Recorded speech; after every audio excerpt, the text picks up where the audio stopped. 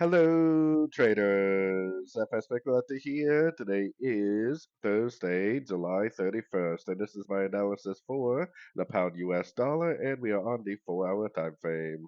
So the pound US dollar just kept on pushing down. This is the break of structure point from the daily time frame, so that's a very important break to the downside. This is the 50% Fibonacci retracement from the daily time frame, so that could be a significant area for support.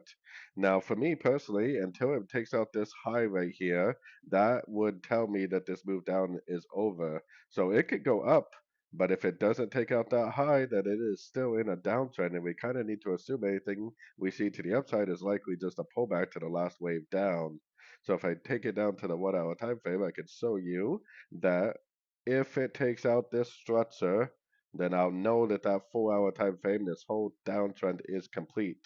If it doesn't take out that structure, anything I see to the upside likely would just be a pullback to the last 5 waves down. So if it is a pullback to the last 5 waves down, I would probably expect it to at least take out the high of wave 4, which would put us up to at least a 50 to 61%. If it goes up to one of those levels, makes it engulfing down, then I would definitely go short. If it goes up and takes out this higher structure, then I would definitely stop looking for shorts and I would definitely start looking for longs again. So, anyways, don't forget to check out my website, fxpipcollector.com. And as always, thank you for watching and happy trading.